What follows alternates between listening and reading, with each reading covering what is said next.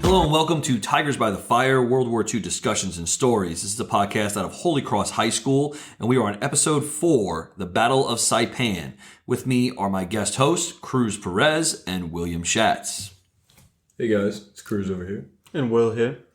The Battle of Saipan took place on June 15th, 1944, 9 days after the D-Day invasions in Normandy. It's one of the largest amphibious invasions of the entire war. And it also is one of the most impactful, which we'll talk about today. And we're going to get started with Cruz, who's going to give us some kind of basics about Saipan. All right, guys. So starting off firstly with where is Saipan? Saipan is a 46 square mile island that was controlled by the Japanese since the end of World War I and was the main flashpoint between the U.S. and Imperial Japanese forces in the Northern Mariana Islands. Saipan itself was located about 1,500 miles south of the Japanese home islands and was our premier target for U.S. commanders in the grand scheme of the Pacific Campaign. Saipan's true niche was that it provided an airfield capable of launching and receiving the newly developed B-29 high-altitude and long-range bombers in the U.S.'s desire to bombard the Japanese home islands. And with this ability to launch the B-29 bombers, the U.S. commanders had actually reasoned that by taking these main Mariana Islands, not just limited to Saipan, but also Tinian and Guam, they would effectively cut off Japan from its resource-rich empire and clear the way to further advances to Tokyo. These further advances were actually notably, as we had said previously, highlighted by the airfields that they had provided. Yeah, and when you look at the Mariana Campaign, it's all about creating air bases that can lead to the bombing of Japan. And it's actually a good point. A lot of people forget about this. Every time they take over these different territories, it's also resource depletion that's going on. And this is part of a two-pronged offensive that is taking place in 1944, really starting in 43 to 44, the island hopping campaign, where you have MacArthur's forces going up through New Guinea and actually in 1944 into the Philippines, while you have the Marine Corps and the Navy really going after the Marianas. In this battle, as you guys said, is one of the really decisive battles of the war. It also includes one of the largest naval battles of the war. So it's definitely, I think, really impactful and very important. And you stressed the importance of the bombers. Why do you guys think it was so important to get these B-29s, which is obviously newly developed, into 1,500-mile range of Japan? Well, be it that the strategy in the European theater was already for the United States to bombard German manufacturing and citizenry in order to demoralize and kind of, I guess, cut down on production time for the military's war material. The same tactic was going to be employed in Japan. But as we see with the Doolittle raid, there was obviously no means of launching long-range strategic bombers at Japanese targets. And therefore, a grounded airfield was required. And as a result, obviously, all of these islands were seen as premier targets. Yeah, and one of the interesting things when you look at the research, not to get too far off topic, but the original kind of plan was to launch these B-29s out of China, and they had actually set up airfields in China and everything else, but it didn't work. The problem with that was that they had to airlift all of the supply. So all the oil and gas needed to actually supply these planes and all the bombs had to be brought in. And it took, I want to say it's like 50 trips over the hump for them to actually get enough equipment to do one bombing raid with about 20 planes. And so it was completely ineffective. And so the Marianas gave them a different avenue to bomb Japan, and one that they could supply using the power of the U.S. Navy, which, as we know, is massive at this point. Yeah, and I think the best way to start is obviously focus on the Japanese defenders that approximately had a garrison of 32,000 Japanese troops of the 31st Imperial Army, which had basically been detailed with the defense of the crucial airfield that the United States was after as later. Now, the reigning Japanese commander was that of Yoshitsugu Saito, and he was in complete control of these defending forces and presided over the airfield's defense. Now, this airfield at the time had been approximated to have around 80 aircraft stationed in its hangars, ranging from air superiority fighters to light bombers. The Japanese had built hundreds of embedded positions, spanning from the shoreline all the way to the tops of the mountains, with zeroed-in fighting vectors for the Army's 105 and 150 millimeter artillery pieces. They installed barbed wire, machine gun emplacements, tunnels, and trenches. Along with these defenses was the Japanese 9th Tank Regiment, composed mostly of Chiha medium and Hago light tanks. And really, in total, the Japanese defenders were actually very well equipped for the coming American assault. Yeah, I think that makes this kind of significant too, because in a lot of times when we talk about the Pacific Theater, we see a Japanese defense force that is effectively cut off and is not as well supplied. In this one, we definitely see at the beginning, at least, because as the battle progresses, obviously those supplies dwindle. But at the beginning, this is a well supplied force. They've had a lot of time to embed the island, and this is, I think, going to be a little bit more than the U.S. military had in mind when they first got there. I think that they're going to be caught a little off guard by how well it's defended. So how does this compare to Tarawa and Guadalcanal? Yeah, so comparing the battles, when we look at Tarawa and Guadalcanal, the U.S. Army and Marine Corps really did not pose such an egregious numeric advantage over the Japanese defenders. As I know it seems strange, but they only brought 71,000 men to take the island. And the ratio of Japanese defenders per square mile, according to my calculations, was roughly 700 men.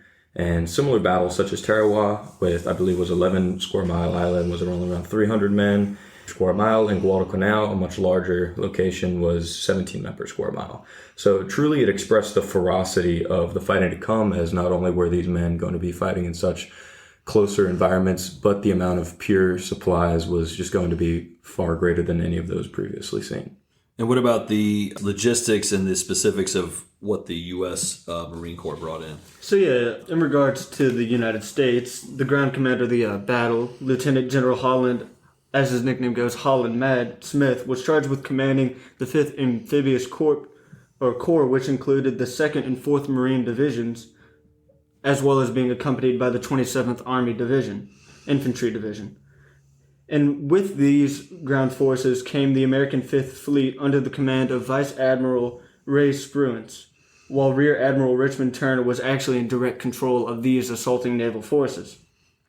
So this fleet, along with its subsequent supply convoys bearing these landing forces, totaling around 537 ocean-going vehicles, bearing with them 26 aircraft carriers, with nearly 1,000 aircraft and over a dozen battleships at their disposal. The 71,000 infantrymen were to be transported ashore by 500 landing crafts, largely composed of LVT amphibious vehicles. And then with this came a supporting element of 46 M4 Sherman tanks. Some of them crocodile flamethrowing variants were sent to support the infantry's push inland, as these were going to be close quarters engagements where the Japanese were really entrenched in these positions that could only be weeded out through the use of a flamethrower in many cases. And while U.S. troops did maintain the advantage of manpower and material, the battle to come was that of closer odds than any other battle in the Pacific before. Yeah, I think when you look at this, there's definitely the Marines bring kind of everything they have. The Japanese have pretty much everything they're going to have in any of the land battles they have at Saipan. And in a lot of ways, this is considered to be not a home island, but a core island in the Japanese Empire, one they had possessed at this point for around 50 years, or not 50, but 30 years. So that's pretty significant. And there's a lot of civilians on this island too, Korean immigrants who are mostly laborers and Japanese civilians. And we'll talk about that obviously as we go forward. Now the battle itself, get a little bit into that because obviously that June 15th day approaches and they're going to have the landings and everything else. So what you got about the battle cruise? All right, so I guess starting off chronologically, we could state that the large fleet of U.S. transport ships had really gathered near the southwest shores of Saipan on the morning of June 15th. And Marines began riding toward the beaches in their hundreds of amphibious landing amphibious vehicles. Battleships, destroyers, and planes had pounded key targets in pre-assaulted bombardments, but they had missed many important gun emplacements along the beaches and cliffs. Around 15 battleships, including a lot of the new Iowa-class battleships that had yet to see combat, were intended to pound the island for 2 days prior to the landings. But the naval bombardments were subsequently pretty ineffective as the inexperienced crews were unable to successfully destroy the Japanese positions due to their inexperience. And despite the remaining emplacements that would have proved to result fierce resistance, the 2nd and 4th Marine Divisions headed straight into exploding shells and scattered yet constant gunfire. In the face of terrifying yet really conquerable odds, the 8,000 Marines managed to reach the shore that first fateful morning, and by the end of the day, some 20,000 troops had established a beachhead on Saipan. However, the U.S. had approximately 2,000 casualties they suffered in the process. And the next morning, the troops, I believe, were joined by the 27th U.S. Army Division, and they truly began pushing inward towards the Salito airfield and the pockets of Japanese forces in the southern and central parts of the island. Yeah, so I mean, you get a pretty textbook beach landing. It's not as crazy as some of the other ones that we learn about. Obviously, it's not as crazy as D-Day in Normandy. The Japanese defense scheme is also different as well in terms of how they actually defend the island. And they caught the Japanese a little off guard in terms of where they landed, which I think is really important. They thought they were going to land a little bit to the south. Yeah, south. Correct. And do you think that gave the U.S. an advantage in the beach landing? Or I think ultimately, even if Japan was aware of where they were coming from, numerically, and as we would later see in the Battle of the Philippine Sea, they weren't going to be able to get reinforcements and supplies to Saipan to help exasperate their defense. Eventually, they weren't going to collapse. It was just a matter of when. Yeah, let me ask you this question too, because Cruz brought up this. The bombing and the shelling of the island, by and large, most Marines who landed say it was ineffective. Why do you think that bombing and shelling was ineffective? I could talk about a couple of accounts. One of them was first that the U.S. Navy that was using their aircraft from these aircraft carriers weren't truly assaulting the island in a standard manner. There was one account where they were sending TBF Avenger torpedo bombers actually in dive bombing roles against many of these Japanese targets with relatively inexperienced pilots. As a result, these aircraft carriers were newly manufactured with newly replenished air crews. They really hadn't seen much naval combat since the Battle of Santa Cruz. And then combining that with the fact that a large majority of these ships that were also being thrown in the bombardment process really were inexperienced as well. So the shoreline bombardment strategy was pretty textbook and didn't really garner itself a lot of firsthand experience, like I said, that would provide them with the ability to destroy those positions effectively. Do you think it was more of the experience, or, in the Pacific theater, do we see an ineffectiveness of these pre-bombing runs? Well, I do see the ineffectiveness of these bombings pretty consistently across the Pacific theater, but it was especially showcased in Saipan far more than islands like Tarawa, I believe, largely due to the fact that the island's geography and the concealment implemented by Saito among his defending troops was far more superior to that of, say, Tarawa, where the island itself was simply a flat, sanded beach capable of showcasing where enemy positions were with a simple glimpse of the eye. So I believe that two really tied in hand with that inexperience. Yeah, and there's a couple different, I think, theories too on the aerial bombardment, because we know at Iwo Jima it also doesn't really work. One thing that aerial bombardment does do a good job of is it diminishes, doesn't take out the amount, all the tanks they had in Saipan, but it diminishes some of that amount, diminishes some of the aircraft, because the first thing, obviously, that we bomb are going to be their airfields. And so for those things, it can be effective, but for the ground forces, you're right, it scatters them a little bit, but for the most part, they get dug in, and they're in their entrenchments, or they're in their pillboxes, or they're in their underground areas, so it doesn't necessarily have as big of an effect. Now, you guys had a couple of different instances, combat, and so we're going to kind of move around for that. And I know, let's see, we had one about Hell's Pocket, Purple Heart Ridge, and Death Valley.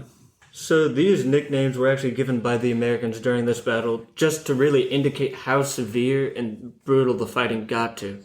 But in these names actually reference to a later part of the Battle of Saipan, in which once Saito's forces pulled back to Mount Topachau, the Marines and now also the Army 27th Infantry Division that had reinforced them made their way into this mountainous terrain. And as you may or may not know, when fighting in these mountainous terrains, as really seen before in Italy with the European theater, is this fighting gets very brutal, and the defenders have a very great advantage over the incurring invaders. So the Japanese did use many caves in this volcanic landscape to really ultimately delay the attackers, hiding during the day and making defensive counterattacks at night. However, the U.S. eventually did develop tactics for clearing these caves, the most infamous and effective method really being flamethrower teams.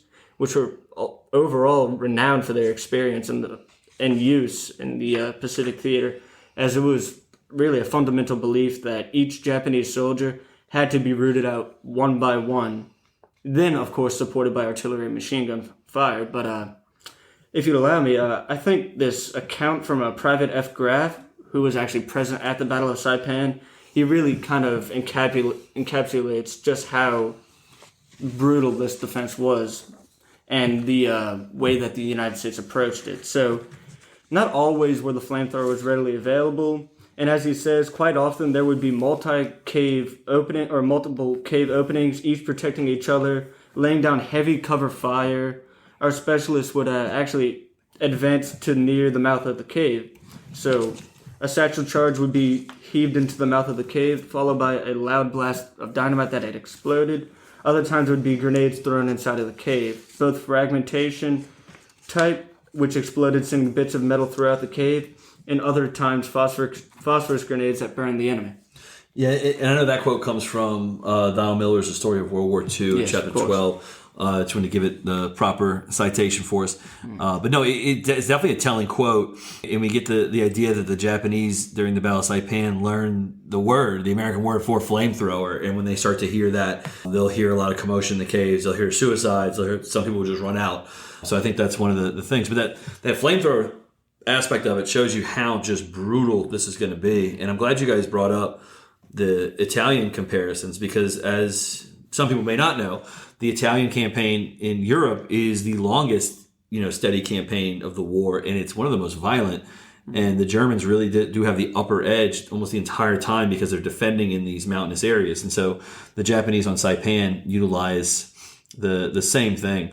But it gets even more brutal, right? And this is going to be a brutal battle, as you guys have kind of already, talked about. Yeah, so diving into more of the ferocity of the fighting, there were acts of brutality, obviously, on both sides. Retaliation, Marines indeed resorted to flamethrowers, and many of times they did not check to see if mortar holes were occupied by Japanese troops or civilians, of which there was a sizable population on the island. And the Japanese soldiers really exasperated the problem of getting non-combatants killed by deliberately using civilians as decoys in their ambushes. And by early July, the forces of Saito had retreated to the northern part of the island, where they were trapped by American land, sea, and air power. And Japanese soldiers, aware of these dire situations, had begun turning to any means of suicide. One account from a Japanese POW recalled watching 5 Japanese soldiers lean their heads together as one in the middle pulled a pin on a hand grenade, cracking their skulls to bits, end quote. And Saito really had expected the Japanese Navy to help him arrive and drive the Americans from the island. But simply as a result, he decided to commit ritual suicide. But immediately before this, on his death, Saito ordered his remaining troops to launch an all-out surprise attack for the honor of the emperor. And early on the morning of July 6th, an estimated 4,000 Japanese soldiers, sounding Tenoheka Banzai, had charged with grenades, bayonets, swords, knives, really whatever else could be managed against the encamped U.S. soldiers at what was believed as Tanpag Harbor. And truly wave after wave of Japanese were able to overrun parts of several U.S. battalions. And it was truly engaging in some hand-to-hand combat, and thus killing and wounded more than 1,000 Americans before finally being repelled by subsequent artillery and machine gun fire. And at the end of it all, it was the largest banzai charge of the Pacific War. And as was the nature of such an attack, most Japanese troops fought to their eventual deaths. But however, the suicidal mover had failed to turn the tide of the battle. And on July 9th, U.S. forces truly raised the flag in victory over Saipan, despite this tenacious fighting that they had implemented against them. Yeah, I always find it interesting when we look at the end of these battles. So June 15th, July 9, and then we kind of declare victory. But there's still going to be fighting that takes place for months on Saipan. There's like pockets of the island where people don't surrender until 1945. It's kind of crazy. And we see this all the time. And the Battle of the Philippines, which another group's going to be kind of talking about, that is the thing that happens where they literally declare victory and they're still fighting for 4 months. Now, to your point, Cruz, the Japanese were cut off from supplies, and that's largely due to a very large naval battle, right? Battle of the Philippine Sea, or the Battle of the Marianas, right? The Mariana Turkey Shoot. So, talking about this, we could see Admiral Spruance's Fifth Fleet had gone to engage the first assembled Japanese fleet in 18 months since the Battle of Santa Cruz. And this was to be one of the largest Pacific battle engagements on sea to date, and it was dictated as the Battle of Philippine Sea, as you stated. And I believe around 26 to 16 U.S. American aircraft carriers were engaged in the battle against almost a dozen Japanese aircraft carriers. And largely in not, there were thousands of aircraft involved, and it was really referred to as the Marianas Turkey Shoot. Be it Japanese commanders were simply unable to overwhelm U.S. forces with their meager numbers, and largely inexperienced pilots were being thrown into this battle, causing this sort of, I guess you could say, lopsided engagement. Well, one of the things with the Mariana Turkey Shoot that I think becomes very prevalent is at the beginning of the war, the Japanese Zeros were looked at as kind of the cream of the crop planes at that point, but the U.S. technologically has developed some things that are either equal to or superior by this point. And so I think technology was a big part of it. And I think the aircraft number is going to be 15 to 9. 15 U.S. aircraft carriers and then 9 Japanese. And the end result is that this destroys the effective fighting force of the Japanese carrier fleet because they lose almost all of them. They lose almost all their planes. But yeah, it was a lot of technology there. And we do start to see that because I think sometimes we often diminish American technology because it's kind of fun in World War II to look at like V-2 rockets, jet aircraft, or even the Zeros get overly romanticized, I feel like. But by the end of the war, we've already talked about a couple different things like the B-29 that are technologically equal to or superior to anything that the Japanese or the Germans are producing. Way ahead of its time, I believe. Yeah, absolutely. So the suicides that took place, civilian deaths, I think, are the ones that really get you when you look at Saipan. We're kind of used to the banzai charges. We saw that at Guadalcanal. We saw it at Tarawa. But the civilian deaths at Saipan were very telling because this was an island that had the largest Japanese civilian population there. What can you guys tell me about those civilian deaths? So, really, in the grand scheme, before even getting to these very sad and unfortunate deaths, this loss in Saipan really shook and stunned the political establishment in Tokyo. And it wasn't really long before its political leaders came to understand the devastating power of the B-29 bombers and the ability of the United States to take on mainland Japan and the soon-to-be escalation of conflict in their own homeland. So, but getting to these civilian deaths, Saipan had a population around close to 30,000 people. And as the battle reached its final days, these panicked civilians made their way to the North Marpi Point. Here, despite repeated pleas by the United States military for them to surrender, these civilians had chosen death by jumping off these cliffs or drowning themselves at sea. They had been led to believe by extensive propaganda from Imperial Japan that surrender would only result in murder, raping, and brutalization at the hands of these United States forces. And while in some cases this did actually occur, by and large, the United States would simply not allow for this. And in this great tragedy, men, women, and children that hadn't already perished at the hands of the battle's brutality or the participation in such desperate suicide attacks had piled up by the hundreds at the bottom of the cliff. Mothers had been launched their babies to their deaths hundreds of feet below. Families had huddled together for one last hug as one had pulled the grenade held upon their chest, making a swift and painless death. The pure gore of these mass suicides were not only tragic events for these innocent lives that have been lost to such a tragic event, but also traumatic experiences for those men that had survived this conflict only to be torn apart by what they had witnessed in the aftermath. Yeah, I think it also shows us in the big scheme of things, or shows the United States military at least, what the possibility of further invasions in Japanese territory could lead to. And we see it again on Okinawa, obviously. That's the big fear, right? Is that a mainland invasion of Japan is either going to lead to large American casualties or more specifically mass suicides by Japanese civilians. So it definitely creates a really horrible humanitarian situation. Now let's go to another even more horrible humanitarian situation for Japan. What is all of this, the victory, obviously important, capture the island, the airfields. What is this all going to lead to in the big scheme of the war? So, in the big scheme of the war, we can really come to the conclusion that looking at the fact that the Saipan was now only about 1,300 to 1,500 miles away from the home islands, General Holland Smith later went to say that it was the decisive battle of the Pacific offensive, Stalingrad of the Pacific. And it opened the way to the Japanese home islands. With this gate now open, this victory would prove to be truly one of the most strategic moments during the war in the Pacific. And the loss of Saipan really stunned the political establishment in Tokyo.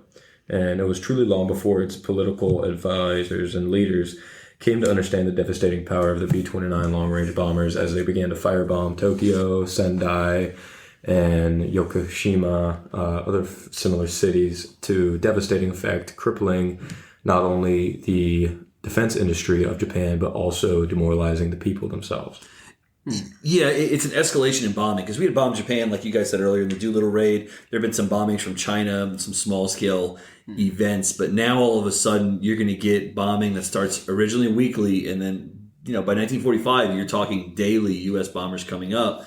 And those B-29s, as you alluded to, have the ability to fly long range and back, and they have the ability to fly high altitude, pressurized cabins, and they can fly 19, 20-hour Surreys, and that's a big deal in this campaign. And so I think this is going to lead to the mass bombing, obviously, of German civilians, which at the end of the day is going to be what leads to the dropping of the atomic bombs and everything else. And so this is going to lead to that end. But obviously there's still a lot more to be fought. We don't ever want to get in that habit of saying, well, it's over here, but no, it's not, right? There's still a whole other year and a half to go.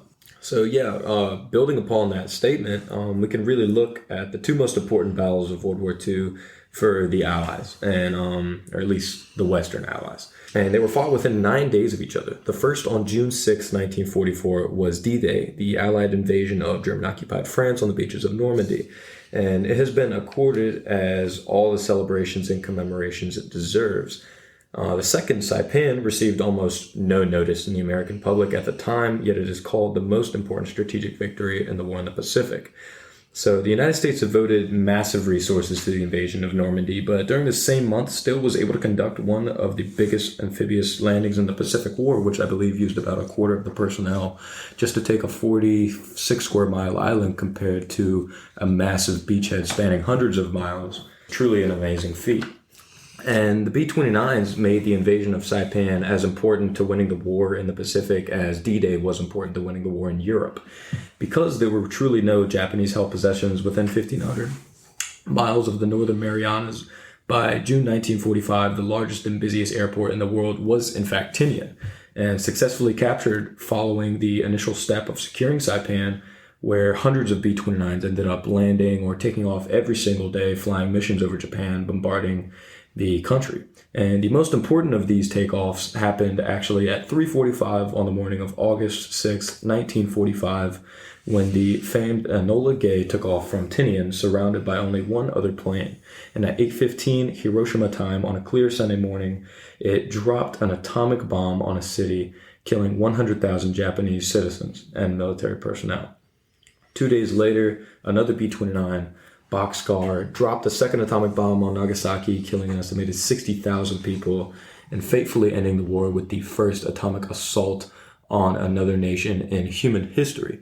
So arguably, the importance between these two battles can very much be debated between the fact of being able to open up a Western front against the Germans in Europe, and also being able to provide a launching point for the systematic destruction of Japan. It's an interesting debate. So let's look at it a little bit more. And I think we can add another one in there as well. Let's add Stalingrad, because why not? If we're going to debate it, let's add the Russian front too. So you get the Battle of Stalingrad, Saipan, and D-Day. Though I think Stalingrad you could better compare to the Battle of Britain. But either way, out of these, which one do you guys think are is the most important? We'll start with Saipan and D-Day, and we'll add Stalingrad in after. At least in my opinion, this stark difference between the Pacific and Europe really made the importance of Saipan that much more obviously important, because obviously we had to get forces into Normandy and France to make the push into Germany. However, the difference between German forces in Europe and Japanese forces in the Pacific is that German forces, they were willing to surrender. However, the United States, as they had obviously come to learn, Japanese forces weren't so willing to do so and had been ingrained to fight to the last man. And what this would ultimately require, as we had stated, we needed to attack the homeland consistently, as we had done with Germany. And we needed to do this far more frequently and more of a devastating effect to take out Japan. And that's, I really think, is where the emphasis of Saipan almost outweighs Normandy. There were different entry points into Europe, but I don't really think there was a better way to approach subduing Japan. And I also think that despite the invasion of Normandy getting all of the fame, I believe Saipan should have been a more symbolic victory for the United States, being that Japan was our initial enemy in the war, the initial aggressor, and it was truly a turning point in the Pacific, allowing us to secure a vast region in the Central Pacific to annihilate, as we were talking about earlier, Japanese resources, the Tokyo Express, and obviously establish air superiority over the country. It should be truly, I would guess, uplifting moment for the American citizenry. But as it was stated, it was truly overshadowed in the media by D-Day, as the importance of Europe to, I guess, the average American was far more relevant in the terms of where is Saipan versus where is Paris. So sadly, Saipan did not get the recognition I believe it deserved, but in the, I guess, the American-centric standpoint of history, I believe it was a more quintessential example of American military strategy proving ultimately effective and, I guess, superior. And I think what's also kind of interesting is that they both have a lot of similarities in the sense that there's some success on the initial day, not as much success as they wanted to, but then for the next month, they're going to be stuck and they're going to be fighting tooth and nail. As we learned, like D-Day turns into the Battle of Normandy, which is a huge undertaking in the Bocage area of France, the hedgerows, and then in Saipan, obviously, with the crazy terrain that they have there. So both sides are going to be fighting tooth and nail. And I think both of you guys make some good points about Saipan, especially with the bombing campaigns. And when you can directly look at the Mariana campaigns leading to the nuclear bombs being dropped, I think that kind of gives you a good sense of it. Now, D-Day, on the flip side, to play devil's advocate, is also, and you guys kind of iterated this too, is immensely important, I think, to American morale overseas, or at home, rather. And also being able to defeat the Nazis, who in American media still had the perception of being, borderline invincible, even though we had been pushing them back on all fronts to that point. From a media standpoint, or from a pop culture standpoint, I think D-Day gets, obviously, like, if you go by like movies that take place, we have Saving Private Ryan, one of the best war films ever made, and then we have Wind Talkers. With Nick Cage and his lovely facial expressions and shooting a Thompson 100 yards away, taking out 20 people. But so, like, it gets the better movie. It has Band of Brothers. And Saipan is almost glossed over. The Pacific doesn't really cover Saipan. No. So it's kind of interesting that in pop culture we often look at D-Day more. Every World War II video game ever made since Saving Private Ryan came out, there's a D-Day landing, right? Yep. Gotta be. Or an aerial drop. So let's bring in Stalingrad too, since you brought in American centricism. So adding in the Russian front of the war, right? The Battle of Stalingrad is a linchpin and kind of like a turning point. We could probably even sub Stalingrad out for Kursk if we really wanted to. I think Kursk might be the better. Let's go with Kursk. I think that's a little bit more fun because it's the largest tank battle in history. Yeah. Do we think that one adds up to significance to Saipan and D-Day? So Saipan, not so much, at least in my opinion. At least not to the scale it had of the impact that it has in the European theater, because as the United States and its allies, being Canada and Britain, are pushing from the west, so are the Soviets from the east. And I feel like it's almost a combining force and acts as this pressure that's just closing in on Berlin, coming from both sides and just kind of squeezing Germany to a breaking point, which obviously it does, as both American and Soviet forces do eventually reach Berlin. So I feel like Stalingrad in relation to Normandy and Saipan really has its best effects through the invasion of Normandy, if that makes sense. Yeah, I get what you're saying. I think, so Stalingrad, you're looking at 42, 43, Battle of Kursk, which is the Russian offensive. Kursk, Where essentially, I mean, they break the Panzer divisions. They break the Eastern Panzer divisions. So the Battle of Kursk is very decisive. And that's where I was kind of putting that in there, is it's an offensive campaign that's going to lead to more. But I think to your point, there's still 2 more years of fighting that are going to take place in the East, and it's going to still be a meat grinder, if you will, of that. Cruz, what do you think? So, kind of building on Will's argument, I think it's really interesting how in the Battle of Kursk, compared to Saipan was far more confined, as we could say. It was left into this small region. The Japanese weren't really pouring excessive amount of resources, not an amount that, say, the Germans were pouring into Kursk. So as a decisive turning point, Saipan was dictated more on the fact that we were able to create aerial bombardments against the mainland, whereas Kursk was more an annihilation of the German army on the Eastern Front virtually. As most of the German panzer divisions, as we stated, there was a couple thousand tanks, Tigers, Panthers, all the sorts, were simply destroyed upon the assault and the attempted pincer, as the Russians had been pre-inclined to essentially fend off this assault. And similarly to both Saipan and D-Day, it coincided with Russian superiority in the air, which I think is very significant because, as we've kind of talked about, the Germans do really, really well if they control the air or if there's clouds. They don't do well when the opponents have and no one does well in this war if the opponents have control over the air. That's kind of the nature of World War II. But I think that was very good, guys. Just want to thank you for doing this. And that was the Battle of Saipan. And this was Tigers by the Fire podcast out of Holy Cross. Thank you for listening.